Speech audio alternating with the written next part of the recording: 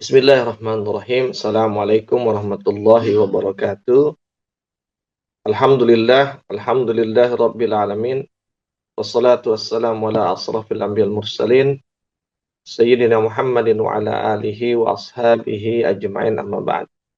Alhamdulillah, segala puji dan puja bagi Allah, salat dan salam bagi Rasulullah Muhammad sallallahu alaihi wasallam, nabi pemimpin dan teladan kita, dan tak lupa kita sampaikan salam untuk keluarganya, sahabatnya, para tabi'in, para tabi'ut tabi'in, dan kaum muslimin seluruhnya yang tetap istiqamah hingga hari kiamat nanti, dan mudah-mudahan Allah jadikan kita satu di antaranya. Amin ya Allah. Kita awali dengan lafaz basmalah. Bismillahirrahmanirrahim. Sahabat Asa TV yang dimuliakan Allah Subhanahu wa taala, kita jumpa lagi bersama saya Arsal Syah dalam segmen I Love Monday, I Love Myself. Dan hari ini kita di penghujung bulan Sya'ban. Uh, hanya hitungan 2 atau 3 hari ke depan, ya kita akan berjumpa dengan bulan yang kita nanti-nanti, yang kita tunggu-tunggu, ya, bulan yang selalu diharapkan oleh orang-orang beriman kedatangannya, yaitu bulan Ramadan. Dan karena masih di bulan Sya'ban, sehingga kita masih bisa melakukan banyak hal yang berkaitan dengan persiapan.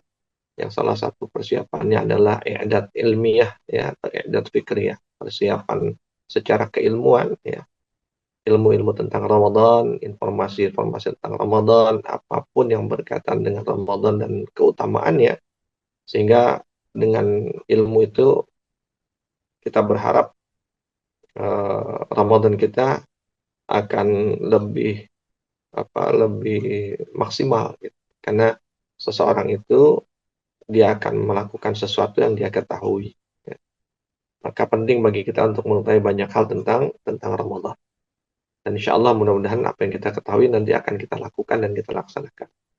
Sahabat Asa TV yang dimuliakan Allah Subhanahu wa taala, tema hari ini atau saat ini ya berkisar seputar Ramadan istimewa, ya, Ramadan istimewa.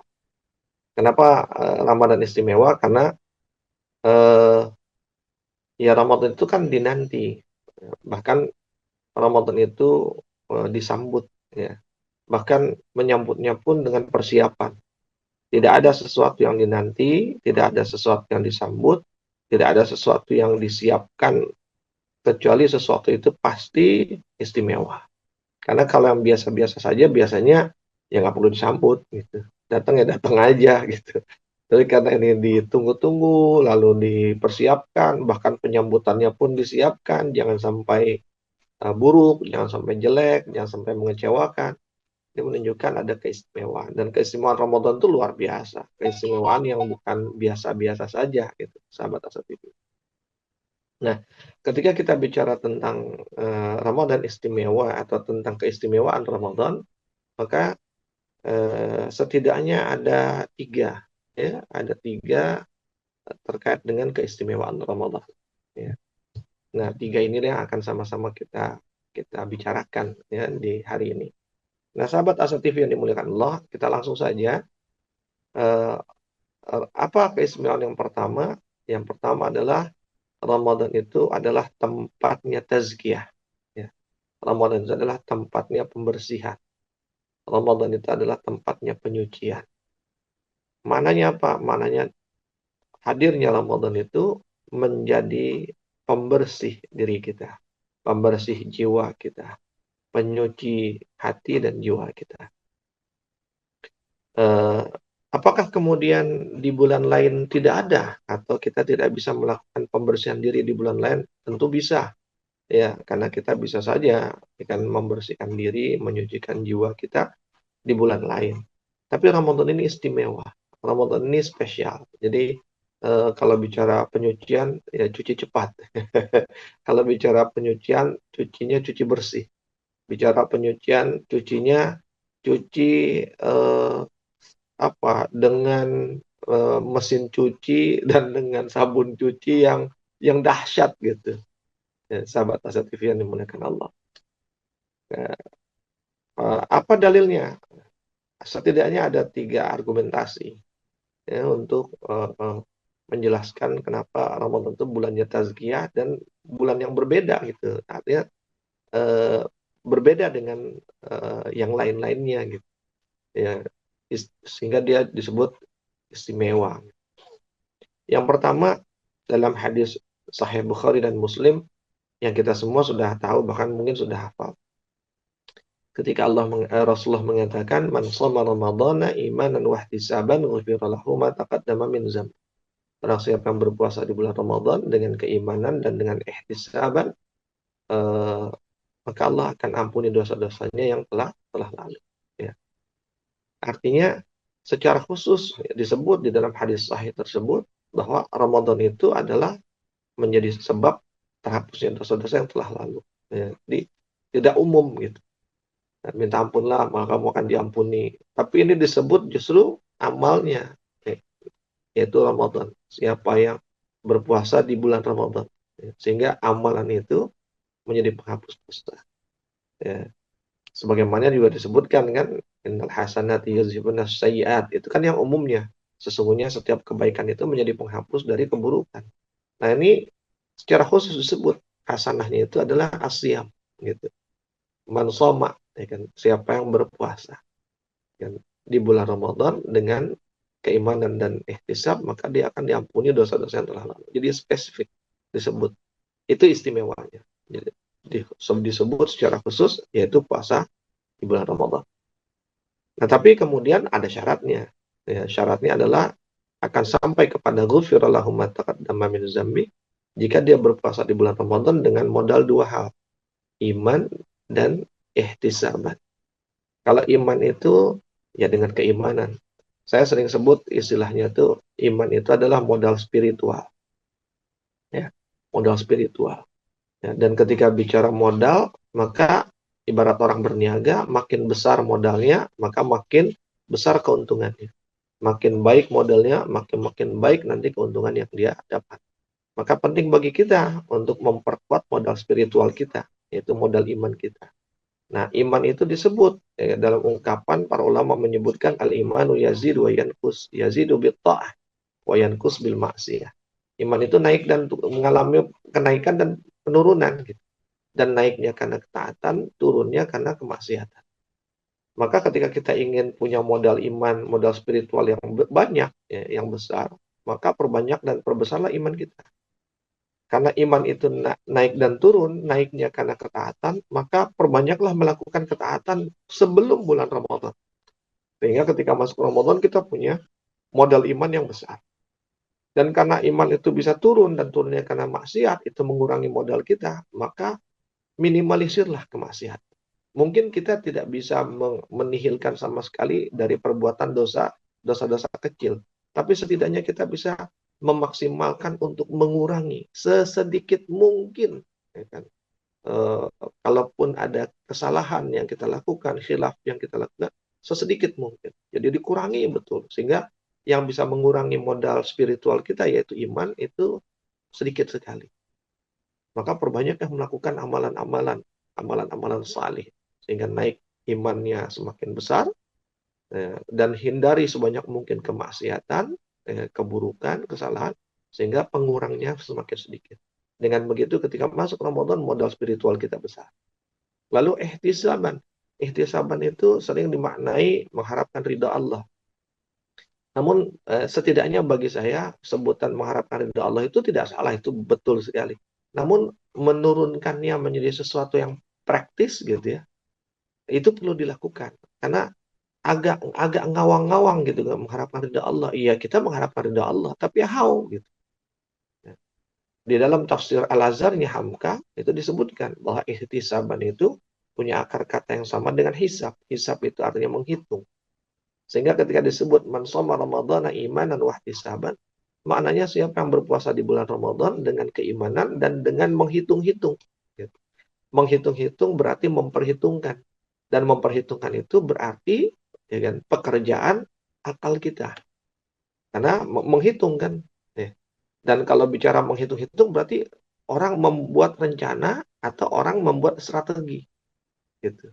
Dan karena itu adalah pekerjaannya akal, maka berarti apa? Dia adalah modal intelektual. Gitu. Sehingga siapa yang berpuasa dengan modal spiritual yaitu iman dan dengan modal intelektual yaitu ihtisaban. Jadi ketika dia puasa, dia punya rencana gitu. Targetnya apa? Terus ketika tentukan target, gimana cara mencapai target? Apa yang bisa menghambat target? Berarti harus dihindari. Bagaimana cara menghindarinya? Gitu.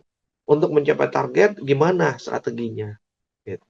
Sehingga orang tidak hanya punya power yang besar dengan imannya, tapi juga orang punya strategi yang jitu. Sehingga power yang besar itu akan menghasilkan sesuatu secara bisa digunakan secara efektif dan efisien. Efektif itu berarti sempurna, efisien itu berarti seminimal mungkin. Gitu. Bukan seminimal mungkin. Artinya efisien itu eh, pada umumnya orang dengan 10 dia bisa mendapatkan 10, kita dengan 10 bisa mendapatkan 20. Itu namanya efisien. Gitu. Dengan effort yang lebih kecil tapi bisa menghasilkan sesuatu yang sama dengan orang yang punya effort lebih besar. Seperti itu. Nah, di situ dibutuhkan yang namanya strategi. Ya. Nah, strategi itu adalah ihtisaban tadi, yang saya sebut sebagai modal intelektual. Maka siapa yang puasanya dengan modal modal spiritual dan modal intelektual, maka insya Allah dia akan sampai pada titik ghufirallahu ma taqaddama min dzanbi. Sahabat Asa TV yang dimuliakan Allah. Itu argumentasi pertama, bahwa Ramadan adalah tempatnya tazkiyah. Karena disitulah kita akan mendapatkan pengampunan dari Allah Subhanahu wa taala, dan pengampunan itu tentu dari dosa. Dan dosa itu adalah kotoran. Seburuk-buruk kotoran adalah dosa. Sehingga ketika kita mendapatkan pengampunan dari Allah, berarti Allah membersihkan jiwa kita, Allah membersihkan diri kita. Apa argumentasi kedua dan ketiganya? Kita sambung setelah yang berikut ini.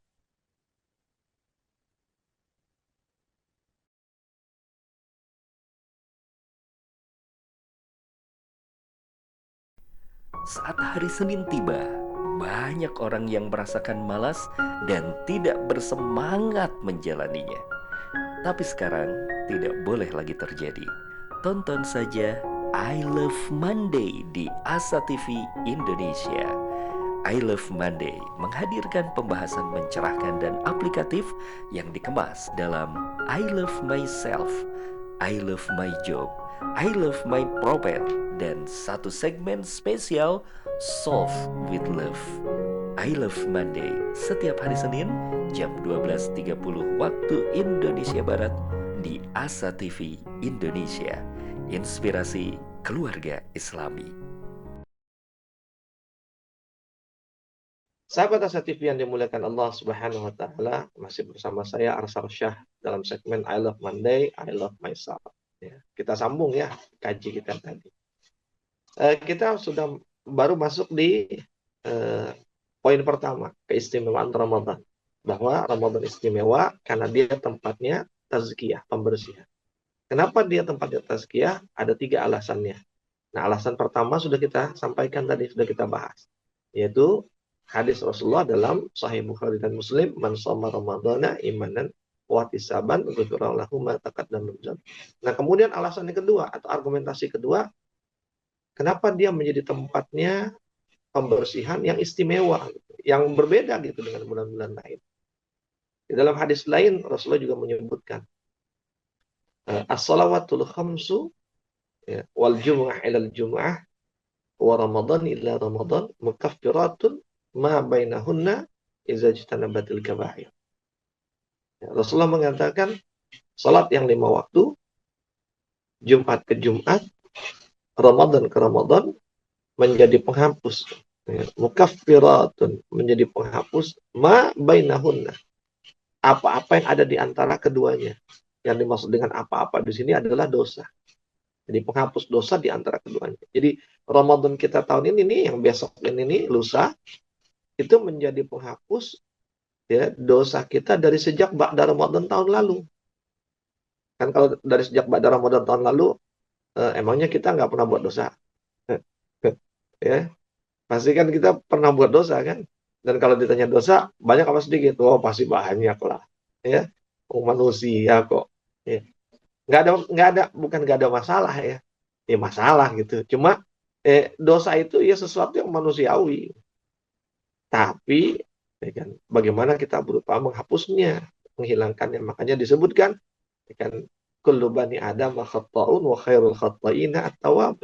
Semua anak Adam itu berbuat dosa, ya. Tapi sebaik-baik orang yang berbuat dosa adalah yang dia bertaubat. Ya. Jadi jadi apa? eh, nggak usah putus asa gitu ketika kita ngerasa banyak dosa, karena Allah Maha Pengampun. Ampunan Allah jauh lebih besar daripada dosa kita. Yang penting kita punya keinginan untuk bertaubat, untuk membersihkan dosa-dosa itu. Nah, sahabat tasatif yang dimiliki Allah, disebut tadi di dalam hadis tadi, ya, bahwa Ramadan besok adalah menjadi penghapus dosa dari sejak pada Ramadan tahun lalu. Tapi lagi-lagi ada syaratnya. Izajtanabatil kabair. Jika tidak melakukan dosa besar. Jadi di antara pemahamannya, jika seandainya di Ramadan besok kita tidak melakukan dosa besar, maka insya Allah fungsi Ramadan sebagai penghapus dosa setahun yang lalu itu akan berjalan. Tapi jika di Ramadan besok kita melakukan dosa besar, maka fungsi Ramadan sebagai pembersih itu tidak akan berjalan. Sehingga yang harus kita lakukan adalah bagaimana di Ramadan besok kita tidak melakukan dosa besar. Mungkin ada orang yang berseloroh, ya enggak lah Ustaz, masa kita Ramadan buat dosa besar? Hati-hati, jangan salah. Buktinya apa? Rasulullah mengatakan dalam hadis yang lain, kam min shaimin laisa lahu min siyamihi illal ju' wal atash. Dalam riwayat lain disebut rubba shaimin. Berapa banyak orang yang berpuasa tapi nggak dapat apa-apa dari puasanya kecuali lapar dan haus. Mananya apa? Dia nggak dapat ampunan, dia nggak dapat takwa, dia nggak dapat pahala. Yang didapat apa? Lapar dan haus. Kenapa lapar dan haus? Karena dia nggak makan, nggak minum. Sehingga dia kelaparan dan kehausan. Kenapa dia nggak dapat pahala? Harusnya kan kalau seandainya dia melakukan kebaikan, dapat pahala. Tapi kenapa nggak dapat pahala? Ya tadi. Karena dia melakukan dosa. Ada dosa yang menjadi sebab, maka kemudian proses pengampunan itu tidak terjadi. Dan kalau ngomongin dosa, ya enggak lah Ustaz, enggak dosa besar. Kita selama ini menganggap dosa besar itu hanya hal-hal yang besar. Ya kan, syirik, ya, durhaka pada orang tua, membunuh orang gitu, ya, berlaku zalim. Ya. Itu saja yang kita anggap dosa besar. Padahal kalau kita bicara dosa besar, kita kumpulkan hadis-hadis Nabi, kita kumpulkan ayat-ayat Allah yang berbicara tentang dosa-dosa besar, itu banyak sekali, jumlahnya bukan 10. Yang kadang-kadang yang kita anggap dosa kecil, ternyata dia dosa besar. Gitu. Ya. Atau mungkin dia bukan dosa besar, tapi karena kemudian dilakukan dengan sengaja, dilakukan berulang-ulang, dilakukan tanpa merasa bersalah, bukan tidak mungkin dia menjadi dosa besar. Nah, itu sebabnya ya, kita tidak perlu memilah-milah dosa besar, dosa kecil. Ya. Artinya apa? Ya, sebisa mungkin selama Ramadan itu hindarilah berbuat dosa. Karena dosa itu bisa menjadi perusak Ramadan kita. Berbohong itu dosa besar, sahabat Asa TV. Ya, berbohong itu dosa besar. Berapa banyak orang masih bisa berbohong. Ya. Ayat 188 di surat Al-Baqarah itu, ya, sebagian pendapat mengatakan termasuk ayat-ayat Ramadan. Karena masih dalam satu ain dengan 183, 84, 185, 186, 187, 188. Walaupun hampir tidak pernah dibahas ayat 188. Nah, ayat 188 itu berbicara tentang apa? Tentang hukum. Tentang orang-orang yang mempermainkan hukum. Tentang orang yang merasa yakin bahwa dia akan menang dalam urusan hukum karena dia memegang gitu, urusan hukum itu. Ya. Dalam konteks legal formal, misalnya di pengadilan, mungkin kita nggak melakukan itu. Tapi dalam konteks sehari-hari, ya kan, berapa banyak ya kita, ya kan, orang-orang menganggap sesuatu itu walaupun salah, tapi gampang lah itu urusan. Seorang tua, ya kan, menganggap ya kan bahwa berlaku tidak adil pada anak, itu kan apa ya, bebas dong, terserah orang tua mau ngasih ke anak yang ini segini, mau dianggap biasa, padahal itu bisa menjadi dosa besar gitu, berlaku tidak adil itu, ya. Makanya ketika bicara tentang apa mutafifin itu kan itu juga bukan dosa-dosa yang ringan, sahabat asati, ya, tentang bagaimana bersikap curang. Kecurangan itu adalah dosa besar, berdosa itu adalah dosa besar. Maka udahlah, nggak usah dipilah-pilih. Nah, yang kita lakukan adalah hindarilah melakukan dosa di bulan Ramadan. Ya, sahabat asatidz, hindarilah berbuat dosa. berusaha maksimal untuk tidak berbuat dosa di bulan Ramadan. Agar fungsi Ramadan kita sebagai penghapus dosa dari sejak setahun yang lalu itu bekerja, berjalan. Sehingga dengannya kita terampuni dosa kita. Itu spesial tuh. Ramadan menjadi penghapus dosa.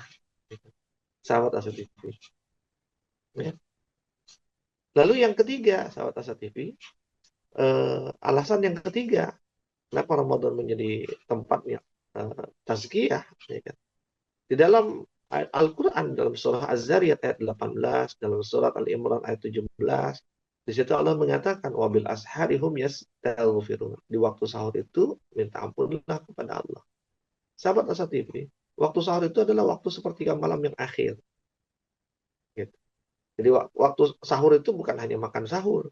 Ya, sahur itu bicara termin waktu di sepertiga malam yang terakhir. Sebutlah misalnya jam 2 sampai jam 5. Itu yang namanya waktu sahur. Salah satu aktivitas di waktu sahur adalah makan sahur, iya. Tapi sunnahnya makan sahur itu di akhir. Artinya apa? Ada aktivitas awalan dan tengahan. Karena ada aktivitas akhirannya. Akhirannya adalah makan sahur. Berarti ada aktivitas tengahannya, ada aktivitas awalannya. Buka saja surat Al-Muzammil. Itu kan bicara tentang sepertiga malam akhir. Qumil laila illa qalila, bertahajud. Ambil bangun. Ya, jadi amalan utama di waktu sahur itu yang pertama dan utama itu adalah bangun. Karena nggak mungkin kalau dia nggak bangun dia bisa tahajud. Nggak mungkin kalau dia nggak bangun dia bisa makan sahur. Dibangun dulu. Jadi bangunnya saja, ya kan? Di waktu sahur itu bangunnya saja berpahala. Bangun, setelah bangun, cuci muka, ambil wudhu, lalu sholat tahajud minimal 2 rakaat. Temannya sholat, zikir, wirid, doa. Lalu waratilil Qur'an, tartila, baca Qur'an. Lalu masih ada waktu, masih panjang, silakan lakukan kebaikan apapun. Ya. Nanti di penghujungnya adalah makan sahur. Makan sahur ada batas imsaknya. Bukan berarti dibatasi, enggak. Tapi agar kita enggak keburu-buru, enggak bablas. Ya, 5 menit, 10 menit menjelang subuh, udahlah berhenti makan, gitu.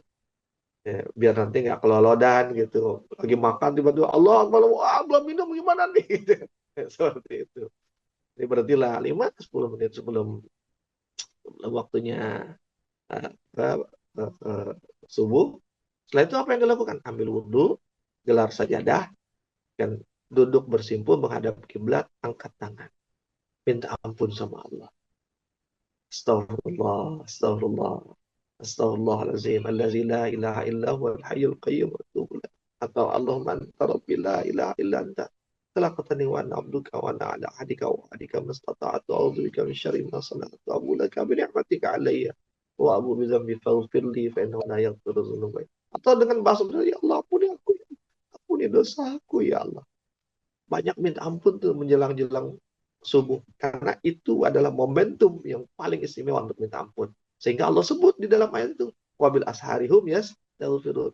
Ya. Kita bisa minta ampun kapan saja, sahabat Asa TV. Tapi kenapa Allah sebut secara khusus wabil ashar di waktu sahur? Karena waktu sahur itu istimewa untuk minta ampun. Sehingga para ulama mengatakan, perbanyaklah minta ampun. Karena kita tidak tahu kapan ampunan Allah, pintu ampunan Allah dibuka. Dan bukan tidak mungkin di waktu sahur itu adalah saat di mana pintu ampunan itu dibuka. Maka jika pintu ampunan dibuka di saat itu kita minta ampun, maka masuk ke barang. Cepat terampuni. Sahabat Asati. Nah, ketika kita disuruh beristighfar oleh Allah ya di waktu sahur, berarti kan kita disuruh ingat dosa. Ya. Disuruh ingat dosa. Dan kalau kita ingat dosa, ya, saya yakin dosa kita banyak, sahabat Asati. Ya. Nggak, kalau ada yang ngaku dosanya sedikit, ya tolong kasih tips-tipsnya, gitu. Tolong di-share ya, supaya kita bisa belajar. Ya. Tapi saya yakin kalau bicara tentang dosa, pasti ya Allah dosa saya banyak banget, apalagi setahun dikumpulin, ya lebih banyak dari tabungannya miliarder gitu. Lewat Asa TV. Dan kalau ngomongin dosa yang banyak, yang kebayang apa? Surga apa neraka? Kan pasti yang kebayang neraka.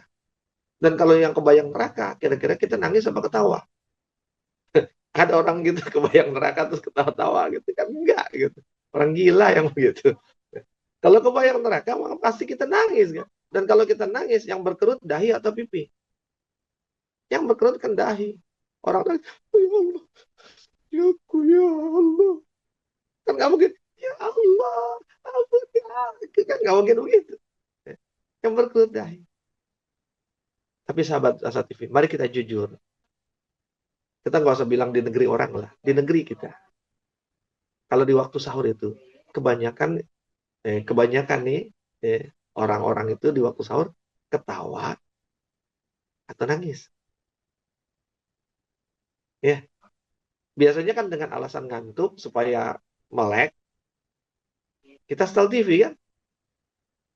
Dan kalau setel TV di waktu sahur, acaranya apa? Lolet, lolet, lolet, lolet, lolet, lolet, jeng, jeng, jeng, jeng, jeng. Gitu. Acaranya kan komedian semua. Komedian itu nggak ada yang bikin nangis. Ya, komedian itu kan pasti bikin kita ketawa karena memang itu tugasnya. Sahabat TV. Artinya apa? Kita setel TV, acaranya komedi, akhirnya kita tergelak tawa, terbahak-bahak, yang berkerut pipi kita. Padahal Allah suruh kita, ya kan, menangis, mengerutkan dahi, karena ingat dosa. Allah perintahkan kita ingat dosa, menangis kepadanya, minta ampun, mengkerutkan dahi. Tapi yang kita lakukan justru kita tertawa terbahak-bahak, seakan-akan nggak punya dosa, ya kan, mengkerutkan pipi kita, hingga lupa. Karena itu aneh. Allah suruh kita seakan-akan Allah suruh kita pergi ke barat, kita pergi ke timur. Allah suruh kita pergi ke utara, kita pergi ke selatan. Kita melakukan sesuatu yang bertolak belakang dengan yang Allah perintah. Lalu bagaimana mungkin Ramadan kita akan menjadi tempatnya pembersihan diri? Karena yang membersihkan diri kita kan Allah. Yang mengampuni dosa kita kan Allah.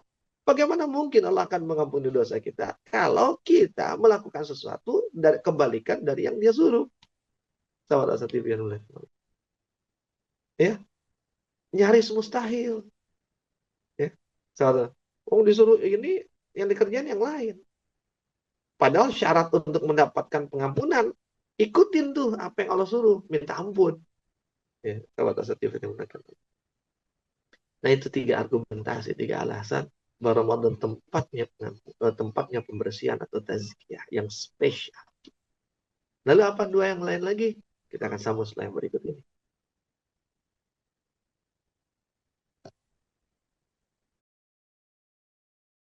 Menuntut ilmu adalah sebuah jalan yang akan mengantarkan manusia pada kemuliaan. Dengan ilmu, manusia mendapatkan panduan untuk berpikir dan bertindak.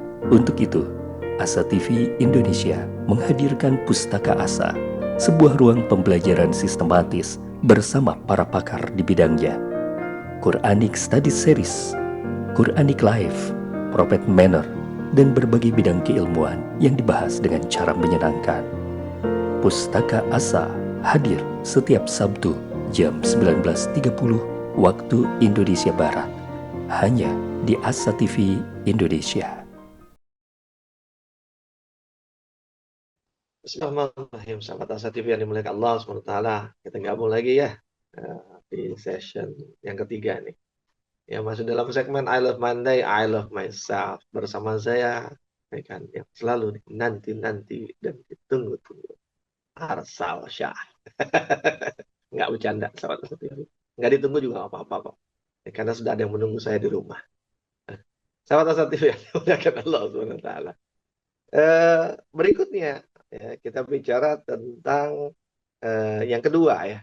Ya, poin yang kedua bahwa Ramadan itu adalah kenapa dia istimewa? Yang pertama karena Ramadan tempatnya tazkiyah, yang kedua karena Ramadan itu adalah tempatnya kelipatan dan kelimpahan. Apakah di bulan-bulan lain tidak ada kelipatan, tidak ada kelimpahan? Oh, ada pastinya. Tapi berbeda dengan Ramadan. Ramadan itu spesial. Kelipatan kelimpahannya itu spesial. Di mana spesialnya? Oke, saya akan mulai dengan satu buah hadis Rasulullah SAW. Hadis ini diriwayatkan oleh Imam Bukhari, oleh Imam Muslim, Ibnu Majah, Ahmad, Nasai, Tirmizi, Malik, Ad-Darimi. Di dalam kitab-kitab induk hadis mereka. Dalam sahihnya, dalam sunannya, dalam musnadnya. Dan dalam hadis itu disebutkan An Abi Hurairah qala qala Rasulullah sallallahu alaihi wasallam yaqulullah taala. Berarti hadis ini hadis qudsi karena Allah yang berkata, ya. Apa kata Allah? Kullu amali ibni Adam lahu. Semua amal anak Adam itu untuknya. Ya, yaitu untuk anak Adam tersebut. Ya, ya. Fal hasanatu bi asyri amsalihha ila sab'imi'ah. Ya, jadi semua amal anak Adam itu untuknya, dan setiap kebaikan yang dilakukan oleh anak Adam itu akan mendapatkan pahala, ya kan? Kata Allah, bi asyri amsalihha, 10 kali yang semisalnya, ila sab'imi'ah, hingga 700 kalinya. Ini konteksnya di luar Ramadan ya. Ini konteks umum. Bahwa kapanpun, di waktu apapun, anak Adam itu amalnya akan dibalas oleh Allah, amal solehnya, amal baiknya, dibalasnya 10 kali hingga 700 kali. Mana dalilnya? Dalil jelas dalam Al-Quran surat Al-An'am disebut, man ja'abil hasanati falahu asyri amsalihha. Ya. Wa man ja'abil sayyiati fala yujza illa mislaha wa hum la yuzlamun. Barang siapa yang datang kepada Allah dengan satu kebaikan, kata Allah, man ja'abil hasanah falahu asyru amsalihha. Allah akan membalas 10 kali yang semisal dari yang dia buat. Satu kebaikannya, amal Allah dibalas 10 kali. Wa man ja'a bisayyi'ah, tapi barang siapa yang datang dengan satu keburukan, wala yujza illa mislaha, maka tidaklah dia dibalas kecuali yang seimbang. Ya. Wa hum la yuzlamun. Ya kan? Dan kamu tidak akan pernah dizalimi oleh Allah SWT. Ya kan? Mereka tidak akan pernah dizalimi oleh Allah. Jadi jamaah sekalian, ini penting untuk kita ketahui ya. Allah itu akan membalas keburukan kita dengan al-adil, dengan keadilannya, karena dia al-adil. Sehingga satu dosa dibalas satu keburukan dibalas satu. Tapi Allah tidak pernah membalas kebaikan manusia, kebaikan kita, hambanya yang taat kepadanya, dengan balasan yang sama. Nggak pernah. Allah tidak akan membalas kebaikan kita dengan adil. Nggak. Tapi Allah membalas kebaikan kita dengan asma'nya yang lain, yaitu dengan Ar-Rahmah, ya, dengan Ar-Rahim, dengan kasih sayang. Sehingga satu kebaikan dibalas 10 kali. Bahkan di dalam ayat lain, dalam surat Al-Baqarah disebut, masalul ladzina yunfikuna amwalahum fi sabilillahi kamathali habbatin ambatat sab'a sanabila fi kulli sumbulatin mi'atu habbah wallahu yudha'ifu liman yasha wallahu wasi'un 'alim. 700 kali. Bahkan 700 itu bukan definitif, nggak bisa lebih. Karena Allah sebut di ujung ayat tadi, kan, wallahu yudha'ifu liman yasha. Allah akan membalas sekehendak dia. Disebut batas yang banyaknya 700, tapi setelah itu kata Allah, yudha'ifu liman yasha. Allah akan membalas sekehendak dia. Ya, sekehendak dia berarti bisa lebih dong dari 700. Bisa 1000, bisa 1.000.000. Ya. Kenapa? Mungkin. Kenapa? Allahu wasi'un. Allah itu maha luas rezekinya. Keluasan yang dia punya tidak terbatas untuk membalas jika dia berkehendak. Nah, dua ayat itu berlaku sepanjang hari, sepanjang tahun. Sahabat itu. Lalu kemudian Allah katakan, masih di dalam hadis qudsi tadi, illa asyam, kecuali puasa. Ya. Huwali, puasa itu untukku, kata Allah. Kalau tadi kan kullu amal ibni Adam lahu, semua amal anak Adam, ya kan, selain puasa untuk dia. Tapi puasanya itu untukku, kata Allah. Huwali wa ana ajzi bihi, dan aku yang akan membalas. Nah, para ulama mengatakan makna dari kalimat ini menunjukkan bahwa yang namanya puasa itu adalah amalan istimewa, dan karena Allah yang akan membalasnya, ya kan, disebut Allah yang akan membalasnya, artinya ya kan, dia akan dibalas dengan sesuatu yang tanpa batas. Ya. Ini saya kasih gambaran gini aja. Kan ada hadis Nabi punya gini, rakataini qabla subhi khairun minad dunya wa ma fiha. 2 rakaat sebelum subuh, salat sunnah qabliyah subuh itu lebih baik daripada dunia dan seisinya. Itu kan amazing ya, itu kan luar biasa. Wow. Ini cuma 2 rakaat, tapi lebih baik dari dunia dan seisinya. Tapi itu pun masih terbatas. Terbatas pada dunia dan isinya. Kan masih ada langit. Langit ada langit 1, 2, 3, 4, 5, 6, 7. Artinya apa? Walaupun dunia dan seisinya itu Masya Allah, tapi dia terbatas dunia dan isinya. Tidak di luar dunia. Tapi ketika bicara asyam, kata Allah, ya kan, aku akan membalasnya, menunjukkan bahwa dia nggak punya batasan. Ya. Seistimewa itu puasa. Batasannya itu luar biasa. Hanya Allah yang maha tahu batasan. Ya. Sahabat Asa TV. Sehingga di dalam surat Az-Zumar, kan Allah juga katakan, Innama yuwaffas sabiruna ajruhum bighairi hisab. Sesungguhnya hanya orang-orang yang bersabarlah yang akan dibalas, dicukupkan pahalanya tanpa batas. Lalu itu kan sabar, Ustaz, bukan puasa. As-sawmu artinya menahan. As-sabru artinya menahan. Sehingga antara sabru dengan sabru, dia satu amalan. Sehingga bahkan di dalam hadis riwayat Ahmad disebutkan, as-siyamu nisfu sabar. Puasa itu adalah separuhnya sabar. Sehingga jika sabar itu dibalas, hanya sabar dibalas tanpa batas, maka begitu pun dengan puasa. Bighairi hisab, nggak ada batasan. Makanya dirahasiakan. Ya, sesuatu yang dijanjikan, ya dijanjikan. Ntar saya kasih hadiah deh. Apa hadiahnya? Ya jalan-jalan lah. Ntar jalan-jalan kemana? Ya kita ke Bali lah. Atau kasih hadiah apa? Umroh. Itu kan istimewa. Tapi apa? Kalau di sesuatu yang disebutkan, tandanya nggak istimewa-istimewa banget. Ketakar gitu. Ketakar, oh umroh. Tapi ketika disebut, ntar saya kasih hadiah. Apa hadiahnya? Ada aja. Kok ada aja? Iya ada aja. Lihat aja ntar deh. Surprise. Artinya apa? Dia punya efek kejut. Punya efek yang mengagetkan. Sehingga begitu sesuatu, wow. Ada wow efeknya. Kalau saya memberi istilah, ada wow efeknya. Sahabat Asa TV yang dimuliakan Allah. Nah, sahabat Asa TV yang dimuliakan Allah Subhanahu wa Ta'ala. Begitulah puasa. Ya, seistimewa itu. Ya, kelimpahannya tuh nggak terhingga, nggak terbatas. Hanya Allah yang tahu, ya kan? Dan Allah mengetahui sesuatu yang tidak terbatas. Allah bisa memberikan apapun yang tidak terbatas.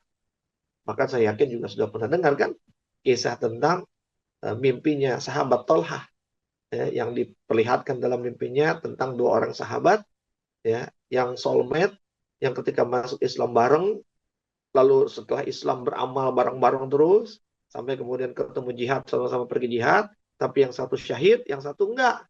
Nah, yang enggak syahid ini kemudian dia masih hidup sampai setahun.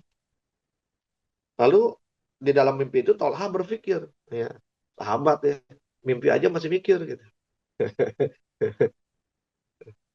Tolha berpikir, pasti yang masuk surga duluan nih yang mati syahid kan, karena dia mati syahid. Tapi ternyata di dalam mimpi itu diperlihatkan ketika selesai yaumul hisab, selesai menyeberangi sirat, para calon penghuni surga itu kan semua berkumpul di depan pintu surga kan. Nah, Tolha berpikir pasti yang diizinkan masuk surga duluan nih mati syahid. Ternyata enggak. Justru yang masuk dipersilakan masuk duluan justru yang enggak mati syahid, yang dia wafatnya setahun kemudian, bahkan wafatnya pun wafat normal gitu, di pembaringan. Lalu bingung dia, sampai dia bangun masih bingung. Akhirnya dia ceritakan kebingungan ini kepada para sahabat. Nggak ada yang bisa menjawab. Sampai kemudian terdengar kepada Rasulullah SAW. Lalu Rasulullah memanggil Talha. Ya, setelah Talha dipanggil, ditanya, apa yang membuatmu bingung, Talha? Ya gimana nggak bingung ya Rasulullah? Masa yang nggak mati syahid masuk surga yang duluan? Kan mati syahid itu kan kematian yang luar biasa istimewa. Gitu. Lalu kata Rasulullah, kenapa masih bingung? Yang tidak mati syahid tadi, dia masih hidup sampai setahun kan? Iya ya Rasulullah. Nah, dalam setahun itu dia mendirikan sholat kan? Dia ketemu dengan sholat. Dia mendirikan sholat yang 5 waktu. Hitung. 365 kali 5. Lalu ketika setahun itu dia ada bertemu dengan Ramadan. Iya, dia bertemu dengan Ramadan ya Rasulullah. Lalu apa yang kau bingungkan? Sholat dan Ramadannya itu lebih dari cukup untuk membuat dia lebih daripada sahabat yang syahid setahun sebelumnya.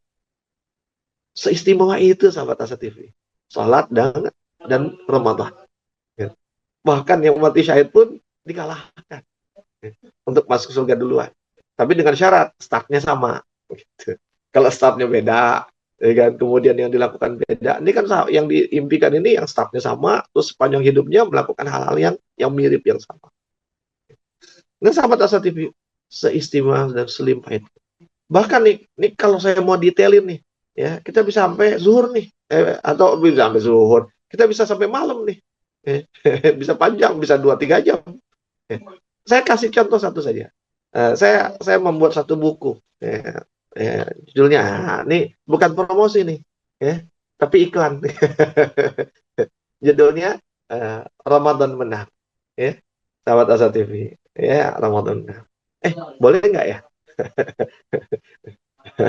Judulnya Ramadan Menang. Buku aku tipis kok. Ya. Tapi di situ kemudian ada di antaranya saya masukkan 11 amalan utama Ramadan.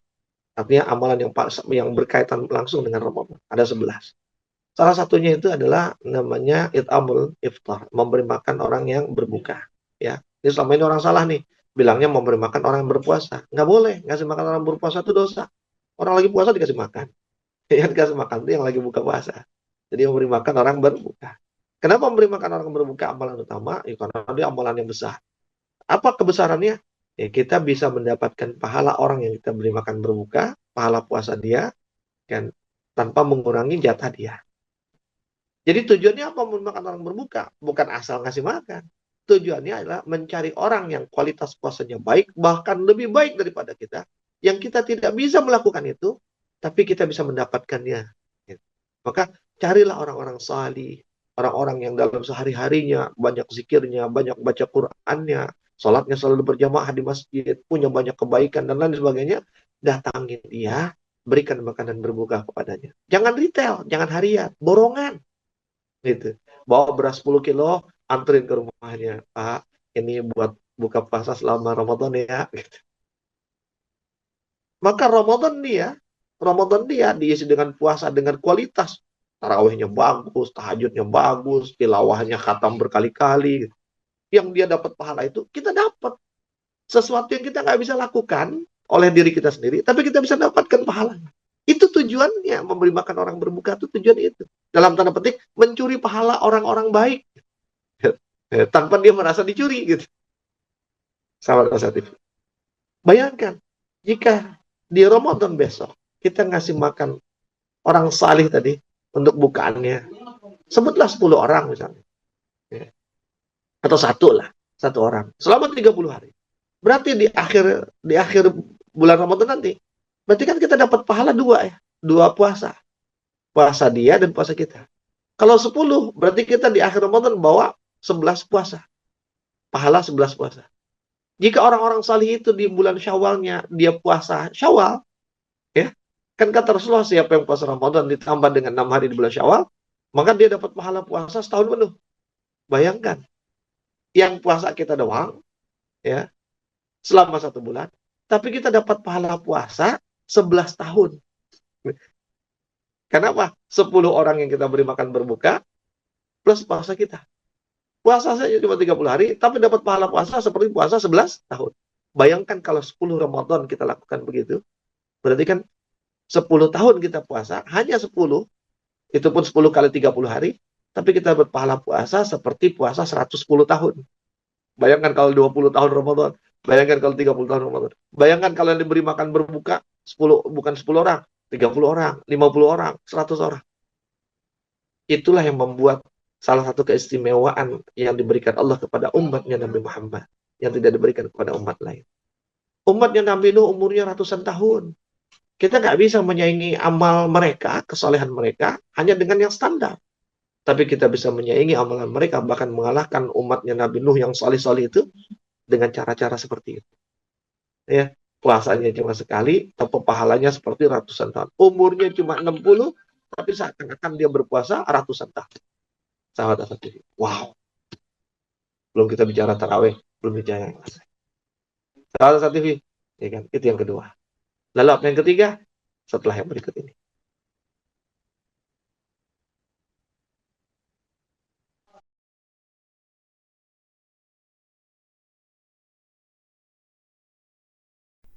Saat hari Senin tiba, banyak orang yang merasakan malas dan tidak bersemangat menjalaninya. Tapi sekarang tidak boleh lagi terjadi. Tonton saja I Love Monday di Asa TV Indonesia. I Love Monday menghadirkan pembahasan mencerahkan dan aplikatif yang dikemas dalam I Love Myself, I Love My Job, I Love My Prophet, dan satu segmen spesial Solve with Love. I Love Monday setiap hari Senin jam 12.30 waktu Indonesia Barat di Asa TV Indonesia. Inspirasi keluarga Islami. Sahabat Asa TV yang dimuliakan Allah SWT, bersama saya Aras Syah dalam segmen I Love Monday, I Love Myself. Nih ya, di session akhir nih. Ya. Mohon maaf ya kalau kelamaan ya. Soalnya kalau ngomongin Ramadan tuh asik bener gitu. Nggak kerasa. Ya. Dan walaupun udah diringkas-ringkas, masih lama nih. Apalagi nggak diringkas. Ini udah saya ringkas nih. Oke, kita masuk ke yang ketiga. Kenapa Ramadan istimewa? Yang pertama tadi, karena dia tempatnya tazkiyah. Yang kedua, tempatnya kelimpahan dan kelipatan. Yang ketiga, karena Ramadan itu adalah tempatnya kemuliaan. Ini lebih tinggi daripada kelipatan dan kelimpahan. Sahabat. Apa maknanya Ramadan tempatnya kemuliaan? Sahabat Asatidz, salah satu ayat di ayat-ayat Ramadan di surat Al-Baqarah itu adalah Al-Baqarah 183. Syahrul Ramadan allazi unzila fil Qur'an hudal linnas wa bayyinatin minal huda wal furqan, dan seterusnya. Ibnu Katsir di dalam tafsirnya mengatakan bahwa ayat ketika dia mengomentari ayat ini, kata dia bahwa yang menjadi sebab kemuliaan Ramadan karena Allah memilih Ramadan sebagai momen, sebagai saat di mana Al-Quran itu diturunkan. Itulah penyebab kemuliaan Ramadan. Jadi bukan karena yang lainnya. Ya, Ramadan itu mulia semata-mata karena Allah pilih Ramadan sebagai saatnya Al-Quran diturunkan.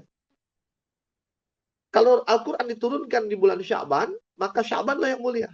Al-Quran diturunkan di Rabiul Akhir lah yang mulia. Tapi karena Allah memilih Quran diturunkan di bulan Ramadan, maka Ramadan menjadi mulia. Dan kemuliaannya itu luar biasa. Ya. Sahabat Asa TV, melebihi semua kelipatan dan kelimpahan yang tadi kita bicarakan. Kenapa? Karena Al-Quran itu adalah kalamullah. Al-Quran itu adalah kalamnya Allah. Dan Allah itu Al-Karim, yang maha mulia. Maka kalamnya pun adalah kalam yang mulia.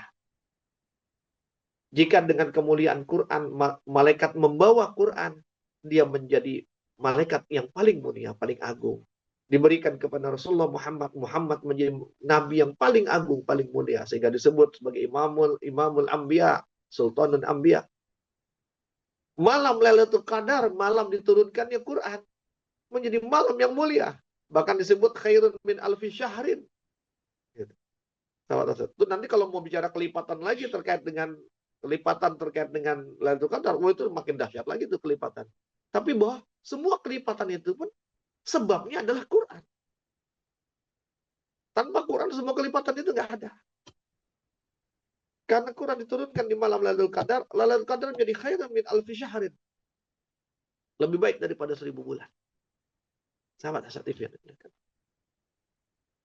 Bahkan Ibnu Taimiyah, ya kan, masih bicara tentang ayat 185 ini mengatakan, di antara hikmah utama disyariatkannya sholat tarawih di malam-malam Ramadan adalah agar, ya kan, ayat-ayat Allah atau Quran itu dibacakan oleh manusia dan diperdengarkan. Sahabat Asatidz yang dimuliakan Allah. Jadi hikmah utama tarawih itu adalah agar Quran itu dibacakan secara jahar dan diperdengarkan kepada manusia. Sahabat Asatidz yang dimuliakan Allah. Maka ketika Ramadan kita jauh dari Quran, Ramadan tidak bertambah dekat kita dengan Quran, sama saja kita menghilangkan kemuliaan Ramadan, ya, menghilangkan keistimewaan Ramadan. Karena kemuliaan dan istimewanya Ramadan disebabkan Al-Quran. Maka menghilangkan Al-Quran sama dengan menghilangkan keistimewaan dan kemuliaan Ramadan. Itu sebabnya orang-orang salih terdahulu ketika masuk Ramadan, maka interaksinya dengan Al-Quran itu jauh berkali-kali lipat dibandingkan di luar Ramadan. Bahkan Aisyah radhiyallahu anha mengatakan, Tidak aku lihat Rasulullah berpuasa 1 bulan penuh. Tidak aku lihat Rasulullah sholat malam setiap malam 1 bulan penuh. Tidak pernah aku lihat Rasulullah membaca Quran setiap malam dikhatamkan. Kecuali hanya di bulan Ramadan. Maka disebutkan dalam satu hadis, ya, riwayat dari Ibnu Abbas, bahwa Rasulullah setiap malam Ramadan didatangi oleh malaikat Jibril bukan untuk ngasih wahyu, tapi untuk murajaah Quran bersama dan menghatamkannya. Sahabat Asad. Imam Syafi'i semua udah tahu, di bulan Ramadan Imam Syafi'i khatam 2 kali Quran, sehari khatam 2 kali. Sahabat Asad. Dan Quran itu adalah tempatnya sumber kebahagiaan. Quran itu sumber ketentraman. Dan ketentraman yang mendatangkan kebahagiaan. Apa ketentraman yang mendatangkan kebahagiaan? As-sakinah. Maka di dalam hadis Bukhari dan hadis Muslim disebutkan, kan, as-sakinah tanazzalut bil Quran. As-sakinah tanazzalat bil Quran. Ketentraman yang namanya sakinah itu, yang membuat orang itu bahagia, itu turun bersama dengan Al-Quran. Sehingga pernah diceritakan dalam sebuah riwayat, ada sahabat lagi baca Quran, tiba-tiba ada awan yang datang lalu menaungi di atas kepalanya. Dia baca Quran itu, awan masih bertengger di atas kepala. Bapak ada di atas kepalanya menaungi dia. Begitu selesai baca Quran, awan itu kemudian bergerak lagi. Lalu dia datang kepada Rasulullah, ya Rasulullah, tadi saat aku baca Quran, tiba-tiba ada awan bergerak di atas, dan kemudian dia persis di atasku, sehingga yang tadinya kepanasan jadi adem, yang jadi nyaman. Lalu dia tanya, apakah itu ya Rasulullah? Kata Rasulullah, itulah sakinah. Jadi sakinah itu diturunkan langsung oleh Allah, wujudnya bisa apa saja, tapi yang dengan sakinah itu orang itu menjadi nyaman dan bahagia. Apa? As-sakinah tanazzalat bil Quran. Lalu ketika kita tanya, kalau gitu Ramadan nanti sebanyak apa kita harus baca Quran? Sebanyak kebahagiaan yang kita kehendaki. Seberapa banyak kita ingin mendapatkan kebahagiaan, sebanyak itu kita harus membaca Quran. Sahabat Asatif. Tapi banyak baca Quran yang banyak itu nggak bisa sekedar, kalau gitu nanti Ramadan saya mau khatam 10 kali. Kalau gitu nanti saya akan banyak baca Quran. Itu nggak bisa cuma sekedar kalau. Gitu. Rencana boleh rencana, tapi apakah rencana itu akan berhasil atau tidak, itu ditentukan oleh apa? Ditentukan oleh kebersihan hati kita. Kenapa? Karena dalam satu riwayat disebutkan, Utsman bin Affan itu berkata, apa kata Utsman? Lau tahurat qulubukum ma syabi'tum min kalami rabbikum. Kalau seandainya bersih hatimu, suci hatimu, maka tidak akan pernah merasa kenyang dari Al-Quran. Kalau nggak pernah merasa kenyang, orang makan nggak kenyang-kenyang, kan berarti pengen makan lagi, makan lagi, makan. Orang yang nggak pernah kenyang dengan Quran, maka dia pengen baca lagi, pengen baca. Baca tuh nagih terus. Sahabat. Jadi nggak bisa sekedar, ya udah kalau gitu saya baca. Enggak sekedar ya udah kalau gitu. Sekedar keinginan. Ya. Banyak orang ingin tapi dia nggak bisa mendapatkan. Kenapa? Karena dia nggak punya kemampuan. Dari mana datangnya kemampuan membaca Quran dalam jumlah yang banyak gitu, berpanjang-panjang berlama-lama? Dari hati yang bersih. Kenapa? Karena Al-Quran itu suci. Karena dia kalamnya yang maha suci. Dia akan sulit diterima masuk ke dalam hati yang kotor. Itu sebabnya tadi yang pertama kita lakukan, bahwa Ramadan tempatnya penyucian, tazkiyah. Maka apa? Minta ampunlah kepada Allah di saat waktu sahur, sehingga bersih hati kita. Maka nanti di siang hari hingga malamnya kita akan mudah untuk baca Quran. Tapi kalau belum dibersihkan, baca Quran itu baru setengah halaman. Sampai di mana tadi ya? Ulang lagi dari atas. Baca lagi baru setengah halaman. Sampai mana tadi ya? Ulang lagi dari atas. Nggak selesai baca. Atau baru baca sedikit udah pengen udahan. Baru sedikit udah pengen udahan. Kenapa? Karena hatinya, ya kan, nggak apa, nggak eh, nggak kompatibel gitu dengan Quran. Sahabat Asad TV. Dan Utsman berkata begitu, bukan cuma ngomong. Kenapa? Karena dalam sebuah riwayat disebutkan, Utsman itu dalam satu rakaat witirnya, ya, setelah Fatihah, dia bisa menghatamkan Quran. Jadi di dalam sholat, ya, satu rakaat, ya, ba'da Fatihah, ya, dia baca dari Al-Baqarah sampai An-Nas dalam satu rakaat. So, nggak akan kebayang sama kita, sahabat Asa TV. Ya, ya. Seseorang yang tidak punya sesuatu, dia tidak akan bisa membayangkan sesuatu. Dan kalau seandainya kita termasuk orang yang susah baca Quran berlama-lama, jangan cari alasan ngantuk, jangan cari alasan ini dan itu, waktunya sempit, enggak. Tapi lihatlah ke hati kita. Jangan-jangan hati kita masih kotor, hati kita belum bersih. Sehingga apa? Enggak sanggup untuk baca Quran. Sahabat Asa TV, yuk Ramadan ini buat Ramadan jadi istimewa, ya kan, dengan kemuliaannya. Dan kemuliaan Ramadan terletak pada Quran. Yuk sama-sama kita, termasuk saya, yuk kita berusaha Ramadan ini untuk membaca, berinteraksi dengan Quran selama-lamanya, sebanyak-banyaknya. Ya kan? Caranya apa? Perbanyaklah istighfar, bersihkan hati kita dari kotoran, karena kebersihan hati itu yang membuat kita mudah untuk berlama-lama dengan Al-Quran. Wallah alam bisawab, mudah-mudahan bermanfaat. Sahabat Asa TV yang dimuliakan Allah. Dan sekian, mohon maaf lahir batin, mohon maaf lahir batin ya. Semoga Allah ampuni dosa-dosa kita sehingga Ramadan kita ringan. Oh iya, mohon doa juga nih. Mohon doa nih. Mohon doa, boleh ya? Mohon doa. Insya Allah Ramadan ini saya 1 bulan penuh ada tugas dakwah di Jepang, ya. Bersama dengan sebuah lembaga namanya HI, Human Initiative, ya. Jadi Masya Allah, saya dikasih kesempatan beramal soleh oleh Human Initiative untuk bertemu dengan saudara kita di Jepang. Ya, kita saling doakan. Mudah-mudahan Ramadan ini Ramadan terindah dan terbaik di dalam hidup kita. Wallahu a'lam bishawab. Assalamualaikum warahmatullahi wabarakatuh.